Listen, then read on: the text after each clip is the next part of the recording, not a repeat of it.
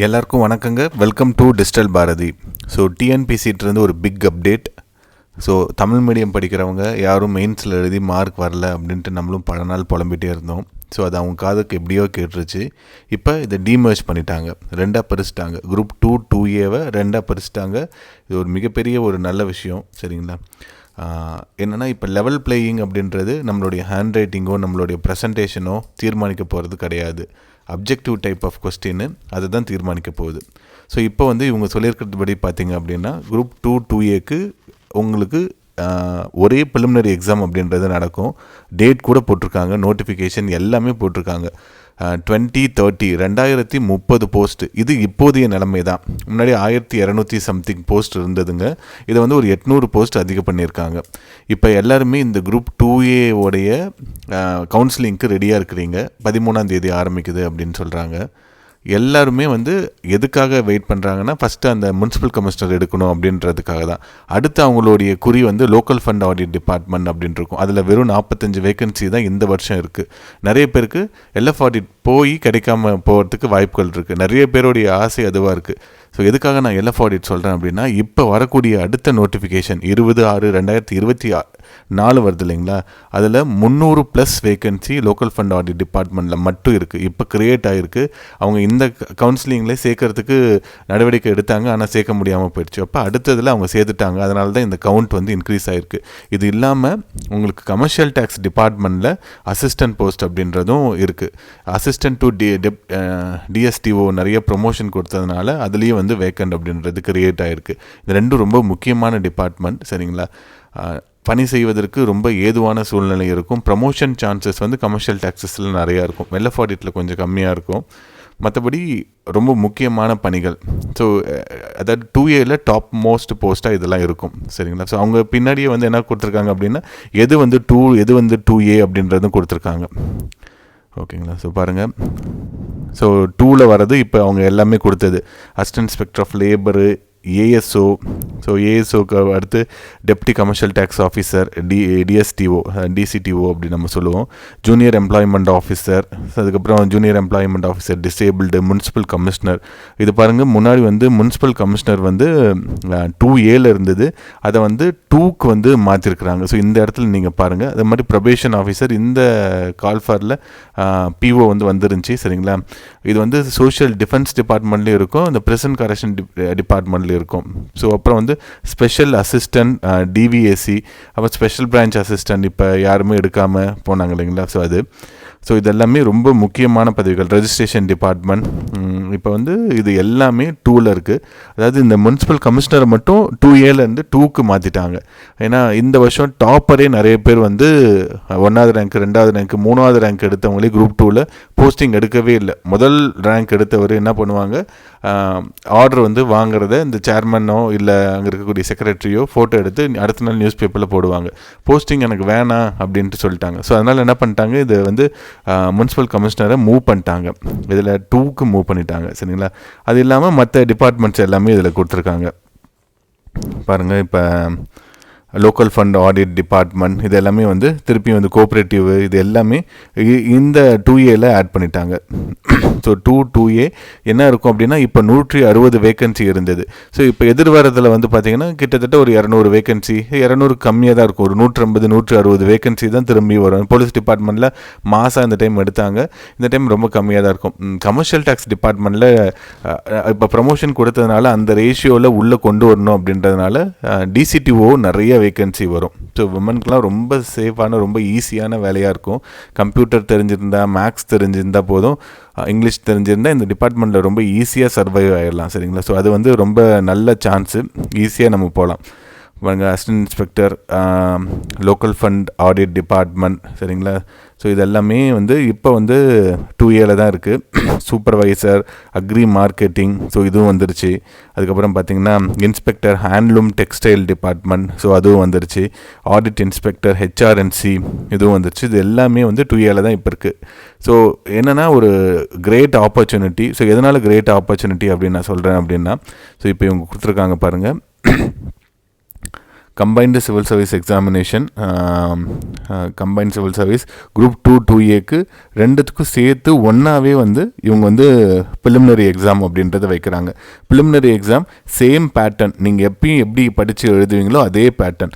General studies, aptitude and mental ability, language. பாருங்கள், general English இருக்காதுன்ட்டு ஊரெல்லாம் எல்லாம் சொல்லிட்டு இருந்தாங்க. ஸோ அப்படி இருக்காதுன்னு நம்ம ஆரம்பத்துலேயே சொல்லிட்டு இருந்தோம் இல்லைங்களா. அதே மாதிரி ஜென்ரல் இங்கிலீஷ் கொடுத்துருக்காங்க. ஸோ அதனால் நல்ல ஆப்பர்ச்சுனிட்டி, ஈஸியாக நம்மளால் இந்த வாய்ப்பை எடுத்து நம்மளால் கண்டிப்பாக ஜெயிச்சு வேலை வாங்க முடியுங்க. இனிமேல் நான் டிஎன்பிசி நீங்கள் பெருசாக ப்ளேம் பண்ண முடியாது. நீங்கள் உங்களுடைய திறமையில் எழுதுனீங்க அப்படின்னா அப்ஜெக்டிவ் டைப்பில் இவங்க ஒரு 3-4% அப்படின்றது எரர் அப்படின்றது வரும், சரிங்களா. ஆனால் நம்ம அதையும் மீறி நல்லா படிக்கணும். கட் ஆஃப் வந்து இப்போ 170 தான் இருக்குன்னா நான் 190 185 அப்படின்ற அளவுக்கு நம்ம போகிற அளவுக்கு ரெடி பண்ணியிருந்தோம் அப்படின்னா ரொம்ப ஈஸியாக பண்ணிடலாம். ஓகே, மெயின்ஸ் எக்ஸாம் பாருங்கள், டிகிரி ஸ்டாண்டர்டில் இவங்க கேட்டிருக்காங்க. ஸோ டெஸ்கிரிப்டிவ் இப்போ என்ன இருக்கோ அதே பேட்டர்னில் தான் குரூப் 2 வந்து நடக்க போகுது. மெயின்ஸு சேம் பேட்டர்ன், அதில் எந்த சேஞ்சும் கிடையாது. இப்போ வந்து 160 போஸ்ட்டு கால் ஃபார் பண்ணாங்களா, இப்போ வரதில் வந்து 150+ அப்படின்றது வரும். ஸோ அப்போ என்ன பண்ணுவாங்க, இவங்க மெயின்ஸ் எக்ஸாமுக்கு வந்து into 10 அப்படின்ட்டு 1500 பேரை வந்து எடுப்பாங்கங்க. ஸோ 1500 பேர் எடுப்பாங்க. அந்த 1500 பேருக்கு மட்டும் மெயின்ஸ் நடக்கும். ஸோ மெயின்ஸோடைய ரிசல்ட்டு எப்போ வந்தால் என்ன, சரிங்களா. என்னென்னா ஒரு 6 மாதம் வரும். ஏன்னா பேப்பர்ஸ் வந்து ரொம்ப கம்மியாக இருக்குது. போன டைம் 50,000 பேர் பேப்பர் திருத்ததுனால டைம் ரொம்ப நிறையாச்சு. இந்த டைம் அப்படிலாம் இருக்காது, ஓரளவு சீக்கிரமாகவே வந்துடும். அதே மாதிரி சேம் டைம் இப்போ குரூப் 2Aக்கு பாருங்கள், இவங்க வந்து தமிழ் எலிஜிபிலிட்டி டெஸ்ட் அப்படின்றது வச்சுருக்காங்க. ஏன்னா ப்ரிலிமினரி எக்ஸாமில் தமிழ் எலிஜிபிலிட்டி டெஸ்ட் அப்படின்றது இவங்களுக்கு வைக்கலை, சரிங்களா. அதனால் தமிழ் எலிஜிபிலிட்டி டெஸ்ட்டு இவங்களுக்கு இங்கே வைக்கிறாங்க. ஏன்னா இப்போ பாருங்கள், அதே மாதிரி தான் குரூப் 2 இன்டர்வியூ போஸ்ட்டுக்கும் எலிஜிபிலிட்டி இப்போ எப்படி இருக்கோ அதே மாதிரி தான் குரூப் 2 பேட்டர்ன் அப்படியே எக்ஸிஸ்டன்ஸ் என்ன இருக்கோ அது அப்படியே இருக்கும். தமிழ் எலிஜிபிலிட்டி டெஸ்ட் வச்சுட்டு, எதுக்காக தமிழ் எலிஜிபிலிட்டி டெஸ்ட்னா, இவங்க ஏற்கனவே வந்து general English or general Tamil வச்சுருப்பாங்க. ஜென்ரல் தமிழ் பாஸ் பண்ணவங்களுக்கு அது தேவையில்லை. ஆனால் ஜென்ரல் இங்கிலீஷ் இருக்கிறவங்களுக்கு தமிழ் எலிஜிபிலிட்டி டெஸ்ட் அப்படின்றது கட்டாயமாக தேவை அப்படின்றதுனால அது வச்சுருக்காங்க. குவாலிஃபையிங் பேப்பர் தான் இது. அது இல்லாமல் general studies, reasoning and general intelligence இதனும் புதுசாக சேர்த்துருக்குறாங்க, சரிங்களா. ஆப்டிடியூட் மாதிரி இல்லாமல் ரீசனிங் அப்படின்றத கொடுத்துருக்குறாங்க. யூபிஎஸ்சி மாதிரி இருக்குமா அப்படின்னு தெரியல. அது இல்லாமல் ஜென்ரல் தமிழ் ஜென்ரல் இங்கிலீஷ் அப்படின்றதும் கொடுத்துருக்காங்க. இது எதுக்கு கொடுத்துருக்காங்கன்னு தெரியல, சரிங்களா. அது ஏற்கனவே தான் இதை நம்ம டெஸ்ட் பண்ணிட்டாங்க இல்லைங்களா. ஸோ எனவே நல்லது தான். தமிழ் நீங்கள் நல்லா படிச்சிங்க அப்படின்னா 100 கொஸ்டின் கேட்டாங்கன்னா உங்களால் வந்து கண்டிப்பாக 96 97 போட முடியும். இங்கிலீஷ்லேயும் ஈஸியாக போட முடியும், சரிங்களா. ஸோ அப்போ இந்த தமிழ் இங்கிலீஷ் பாகுபாடு அப்படின்றது இல்லாமல் போயிடுச்சு. ஸோ தமிழ் தான் அப்போ உங்களுக்கு வேலை வாங்கி தரப்போகுது. தமிழ் புக்கு கீழே வைக்காமல் படிச்சிங்க அப்படின்னா உறுதியாக நீங்கள் லோக்கல் ஃபண்ட் ஆடிட் டிபார்ட்மெண்ட்டில் சூப்பரான வேலைக்கு போயிடலாம். இல்லைனா ஹெச்ஆர்என்சி டிபார்ட்மெண்ட்லையோ இல்லை கோஆப்ரேட்டிவ் டிபார்ட்மெண்ட்லையோ இல்லை ஹேண்ட்லூம் இன்ஸ்பெக்டராகவோ போயிடலாம். இல்லைனா அசிஸ்டன்ட் கேடரில் உங்களுக்கு நல்ல நல்ல போஸ்ட் நிறையா இருக்குது, சரிங்களா. இது எல்லாமே போகிறதுக்கு ரொம்ப சூப்பரான வாய்ப்பு, ரொம்ப நல்ல வாய்ப்பு. மெயின்ஸ் எக்ஸாமு இனிமேல் அப்ஜெக்டிவ் டைப் அப்படின்றது பெரிய ரிலீஃபு. ஸோ இப்போ வந்து 2000 போஸ்ட் அப்படின்னு சொல்லியிருக்காங்க. ஸோ ஒரு 1800 போஸ்ட் வருது அப்படின்னா இதில் into 10, அதாவது ப்ரிலிமினரியில் பாஸ் பண்ணதில் into 10 அப்படின்னு கூப்பிடுவாங்க. அப்போ 20,000 பேருக்கு அப்ஜெக்டிவ் டைப்புக்கான ஒரு எக்ஸாம் நடக்கும். இதுக்கான ரிசல்ட்டெல்லாம் சீக்கிரமாக போட்டுருவாங்க.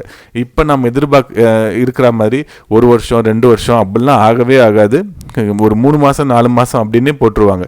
இப்போ கூட ஃபாரஸ்ட் எக்ஸாம் வந்துச்சு, அது 10வது மாதம் ஏதோ நடந்து இப்போ ரிசல்ட் 6 மாதத்துலேயே அவங்க பேப்பர் திருத்தி ரிசல்ட்டே போட்டாங்க, சரிங்களா. ஸோ வேலை செய்கிறாங்க டிஎன்பிசிலேருந்து. நம்ம தான் வேலை செய்யாமல் இருக்கிறோம். நான் 2Aல ரீஸ்டில் இருந்தேன், இப்போ ரேங்க்கில் இது மாதிரி இருக்கேன், அதனால் நான் படிக்காமல் இருக்கிறேன்.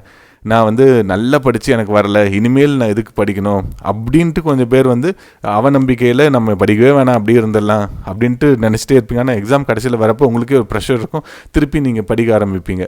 அந்த சமயத்தில் எல்லாருமே படிச்சிருப்பாங்க, அப்போ போய் முட்டி மோதி எதுவும் ஆக போகிறது கிடையாது. ஸோ இது எல்லா மனநிலையும் விட்டுட்டு வெளியில் வந்து தெளிவாக படிச்சிங்கன்னா கண்டிப்பாக பாஸ் பண்ணலாம். என்னென்னா இந்த யூபிஎஸ்சி எக்ஸாம் எழுதுகிறவங்க நிறைய பேர், இப்போ கூட ஒரு பொண்ணோட இன்டர்வியூ பார்த்தேன், 5 அட்டம்ப்டோ 6 அட்டம்ப்டோ ப்ரிலிமினரி கூட கிளியர் பண்ணல. ஆனால் இப்போ வந்து அவங்க வந்து ஆல் இண்டியா ரேங்க்கில் 80 சம்திங் ஏதோ ரேங்க் எடுத்திருந்தாங்க. ஸோ அவங்க என்ன சொன்னாங்க அப்படின்னா, நான் ஒரு எக்ஸாம் முடிஞ்சு அன்றைக்கே தெரிஞ்சு போயிடும் நான் ப்ரிலிமினரி எக்ஸாம் பாஸ் பண்ணுவேனா மாட்டேனா அப்படின்ட்டு. ப்ரிலிமினரி எக்ஸாம் நான் பாஸ் பண்ண மாட்டேன் அப்படின்னா அந்த நாளே உட்காந்து, அதாவது எக்ஸாம் எழுதிட்டு இருந்த நாளே உட்காந்து அடுத்த எக்ஸாமுக்கு நான் ப்ரிப்பேர் பண்ணுவேன். அது மாதிரி நம்ம டிஎன்பிசி படிக்கிறவங்க ப்ரிப்பேர் பண்ணுறோமா அப்படின்னு யோசிச்சு பாருங்கள், கண்டிப்பாக படிக்கவே மாட்டோம். என்ன ஒரு காரணம்னா அவங்களுக்கு வருஷம் வருஷம் ஒரு ஷெட்யூல் படி எக்ஸாம் நடந்துக்கிட்டே இருக்கும். அதனால் இந்த வருஷம் விட்டு அடுத்த வருஷம் எக்ஸாமில் பிடிச்சிடலான்ட்டு. ஆனால் இங்கே வந்து 2 வருஷம் 3 வருஷத்துக்கு ஒரு தடவை எக்ஸாம் நடக்கிறதுனால நம்மளால் அந்த கன்சிஸ்டன்சியை மெயின்டைன் பண்ண முடியல. ஆனால் இப்போ இவங்க சிஸ்டம் கொண்டு வந்திருக்கிறதுனால இந்த கன்சிஸ்டன்சியை மெயின்டைன் பண்ணுறவங்க தான் கண்டிப்பாக வேலை வாங்குவாங்க. இப்போ நீங்கள் பண்ணாமல் இருக்கிறீங்க அப்படின்னா அதை நீங்கள் திருப்பியும் வந்து பண்ண ஆரம்பிங்க. ரொம்ப ஈஸியான வாய்ப்பு. இந்த அப்ஜெக்டிவ் டைப் அப்படின்றது பெரிய ரிலீஃப். சரிங்களா? தமிழ் மீடியம் படிக்கிறவங்க வரமாட்டேங்கிறாங்க. 10% பேர் தான் டாப் 1000 ரேங்க்ல இருக்கிறாங்க அப்படின்றது பெரிய ஒரு துன்பவியல் நிகழ்வு. இப்போ எக்ஸாம் எழுதுறதுல 70% நம்ம முன்னாடியே ஒரு சர்வே எடுத்திருந்தோம், எவ்வளோ பேர் தமிழ் மீடியம் எழுதுறவங்க அப்படின்ட்டு. அதை நம்ம பார்த்தப்ப வந்த ஒரு 2500 பேர் போல் ரெஸ்பான்ஸ் கொடுத்துருந்தாங்க. அதில் தமிழில் எழுதுகிறவங்க தான் அவ்வளோ பேர் இருந்தாங்க. ஆனாலும் போஸ்டிங் ஆர்டர் நம்மளால் வாங்க முடியல அப்படின்ற ஆதங்கத்தை இவங்க வந்து இப்போ போக்கியிருக்கிறாங்க. பெரிய மூவ் இது. என்னென்னா இதுக்கு குரூப் 2A உடைய மெயின்ஸுக்கு இவங்க இன்னும் சிலபஸ் அப்படின்றது எதையும் போடலைங்க. போட்டுருவாங்க, இன்னும் ஒரு வாரம் 2 வாரத்தில் போட்டுருவாங்க. மோஸ்ட்லி என்னவா இருக்கும் அப்படின்னா இவங்க ஏற்கனவே வந்து இந்த 2ல் இருக்கக்கூடிய மெயின் சப்ஜெக்ட் இருக்கு இல்லைங்களா, சோஷியோ எக்கனாமிக் இஷ்யூஸு, அதுக்கப்புறம் வந்து Tamil Nadu state and central administration, science and technology, அப்புறம் கரண்ட் அஃபேர்ஸ் இருக்குது இல்லைங்களா. இதுலேயே வந்து அப்ஜெக்டிவ் வைக்கிறதுக்கு நிறையா வாய்ப்புகள் இருக்குது. 75 கேள்வி, கிட்டத்தட்ட 75 + 25 மேக்ஸு + 100 வந்து ஜென்ரல் தமிழ், ஜென்ரல் இங்கிலீஷ் அப்படின்றது இருக்கும். இதில் எப்படி இவங்க மாற்றுறாங்க இந்த 3 காம்பினேஷன் அப்படின்றது தெரில. மோஸ்ட்லி ஜென்ரல் ஸ்டடீஸ்க்கு வந்து நிறையா ஒரு 100, 125 கேட்டு மேக்ஸுக்கும் நிறையா வைக்கலாம். ஜென்ரல் தமிழ், ஜென்ரல் இங்கிலீஷ்க்கு குறைக்கிறதுக்கு வாய்ப்புகள் நிறையா இருக்குது. ஆனால் ஏற்கனவே அவங்கள ப்ரிலிமினரியில் அதான் டெஸ்ட் பண்ணியாச்சு இல்லைங்களா. அதனால் திருப்பியும் அதுக்கு பெரிய இம்பார்ட்டன்ஸ் கொடுக்கணுமா அப்படின்னா கொடுக்கறதுக்கான வாய்ப்புகள் கம்மி. இதெல்லாம் நம்மளுடைய கெஸ்ஸிங் தான். என்ன வருது அப்படின்றது பார்ப்போம். இப்போ நம்மளோட வேலை ப்ரிலிமினரிக்கு இது சிலபஸ் அப்படின்ட்டு நமக்கு தெரிஞ்சிருச்சு. ஜிஎஸ்க்கு தீயாக படிக்க ஆரம்பிச்சிங்க அப்படின்னா எப்பயுமே ஒரு ப்ரிலிமினரி எக்ஸாமுக்கு நீங்கள் எந்த அளவுக்கு படிக்கிறீங்களோ அதுதான் உங்களுக்கு வேலை கிடைக்குமா கிடைக்காதா, நல்ல வேலை கிடைக்குமா கிடைக்காதா அப்படின்றத முடிவு பண்ணும். ப்ரிலிமினரி எக்ஸாம் தானே இது வந்து ஒரு இந்த எக்ஸாம் நான் எழுதி மார்க்கெல்லாம் எனக்கு பெருசாக இல்லை, ஒரு எலிஜிபிலிட்டி தான், உள்ளே வந்துட்டேன் அப்படின்னா ஒரு செலெக்ஷன் ப்ராசஸ்க்கு உண்டானது தான். அதனால் நான் கடைசி 1 மாதம் படிச்சுக்கிறேன் அப்படின்னு நீங்கள் இருந்தீங்கன்னா உங்களால் மெயின்ஸில் போய் சர்வைவ் ஆக முடியாது. இதில் வேகமாக ஓடி வந்துட்டே இருப்பாங்க. சரிங்களா? நீங்கள் அப்போ தான் ஓடவே ஆரம்பிப்பேன். அவங்களோட உங்களால் கம்பீட் பண்ண முடியாது. ஸோ அப்போ என்ன பண்ணுங்கள், ப்ரிலிமினரிக்கு ரொம்ப நல்லா தெளிவாக படிக்க ஆரம்பிச்சிங்கன்னா ரொம்ப சூப்பராக நம்மளால் நல்ல ஸ்கோர் அப்படின்றது எடுக்க முடியுங்க. சரிங்களா? ஸோ நம்ம இப்போ குரூப் 1க்கு டெஸ்ட் பேட்ச் அப்படின்ட்டு குரூப் 1, 2க்கு டெஸ்ட் பேட்ச் அப்படின்னு ஆரம்பித்து போயிட்டுருக்குங்க. ஒரு 7 டெஸ்ட் அப்படின்றது இப்போ முடிஞ்சிருக்கு. இதுக்கும் டெஸ்ட் பேட்ச் அப்படின்றத அனௌன்ஸ் பண்ணுறோம். ரொம்ப தெளிவாக நீட்டாக இருக்கும். இதுக்கு டிஸ்கஷன் பார்ட்டும் வச்சுருக்கோம். எக்ஸ்ப்ளனேஷனுக்கான வீடியோவும் நம்ம இப்போ அவங்களுக்கு ஷேர் பண்ணிகிட்ருக்கோம். எக்ஸ்ப்ளனேஷன் வீடியோ வந்து நீங்கள் படிச்சுட்டு அந்த எக்ஸாம் எழுதிட்டு எக்ஸ்ப்ளனேஷன் வீடியோ பார்த்தீங்கன்னா அந்த சப்ஜெக்ட் அவ்வளோதான் முடிஞ்சிடும். நிறைய பேர் ஒர்க்கிங்கில் இருக்கீங்க, இப்போ குரூப் 4ல் இருக்கிறீங்க, இல்லை வேறு ஏதாவது வேலையில் இருக்கீங்க, ப்ரைவேட்டில் இருக்கிறீங்க, ஐடியிலேருந்து நிறைய பேர்லாம் சேர்ந்துருக்குறாங்க. அங்கே அவங்களுக்குலாம் வந்து என்னென்னா டைம் ஃபுல்லாக கிடைக்காது. கிடைக்கக்கூடிய டைமும் வந்து படிக்கணும் அப்படின்றக்கப்ப அவங்க ஏற்கனவே ஒரு பேஸ் இருந்தது அப்படின்னா அவங்க இது உள்ளே வந்து இந்த டெஸ்ட் எழுதி டிஸ்கஷன் பார்த்தாங்கனாவே போதும், அவங்களுக்கு கண்டிப்பாக வந்து உள்ளே இழுத்துட்டு வந்துடும் அது. சரிங்களா? எக்ஸ்ப்ளனேஷன் வீடியோ அவ்வளோ சிரமம் கொண்டு ரெடி பண்ணி நம்ம போடுவோம். நம்ம ரொம்ப தெளிவாக இருக்கும். வேறு யாரும் அது மாதிரி போட்டிருப்பாங்களான்னு தெரியல. கொஸ்டின் சொல்லிவிட்டு ஆன்சர் பிசி அப்படின்னு சொல்லாமல் அதுக்குள்ளே இருக்கக்கூடிய ஃபேக்ட்ஸ் என்ன அப்படின்றத சொல்லுவோம். ஒரே ஒரு கொஸ்டினுக்கு ஒரு 15 ஃபேக்ட் அப்படின்றது இருக்கும். எல்லாமே ரிலேட்டடாக இருக்கும். அங்கே ஒன்று இங்கே ஒன்று அப்படின்ட்டு உங்களை டீவியேட் பண்ணுற மாதிரி இருக்காது. ரொம்ப தெளிவான எக்ஸ்ப்ளனேஷன் அப்படின்றது இருக்குங்க. ஸோ நான் ஓவர் 15 இயர்ஸ் இருக்கிறதுனால ஓரளவு அந்த வேலையை வந்து பண்ண முடியும், பண்ணிட்டு தான் இருக்கிறோம். சரிங்களா? ஓகே. ஸோ நம்ம விழித்து கொள்ளக்கூடிய நேரம், நம்ம விழிச்சு இப்போ இருந்துட்டோம் அப்படின்னா கண்டிப்பாக வேலையோட கண்ணை நம்ம மூடுவோம். இல்லைன்னா வச்சுக்கோங்களேன், கடைசி வரைக்கும் எனக்கு இந்த வேலையை கிடைக்கல அப்படின்ட்டு மற்றவங்க மேலே எதையாவது ஒரு பழியை சொல்லிவிட்டு அந்த இன்ஸ்டியூட்கான சரியில்லை, சேர்ந்தேன், ஏமாற்றிட்டாங்க, டிஎன்பிசி சரியில்லை அப்படின்ட்டு நம்மளுடைய தப்பை நம்ம கண்டே பிடிக்காமவே அடுத்தவனை ப்ளேம் பண்ணிவிட்டு கடைசி வரைக்கும் நம்ம இப்படியே போயிடுவோம். ஸோ நீங்கள் யோசிச்சு பாருங்கள், வேலையோடு போகணுமா புத்திசாலியா, இல்லை வேலை இல்லாமல் ஏமாந்து போகணுமா அப்படின்றத நீங்கள் முடிவெடுங்க. கண்டிப்பாக நல்ல வாய்ப்பு இது. பயன்படுத்திக்கிட்டிங்கன்னா எதிர்காலமே நல்லாயிருக்கும். நன்றி.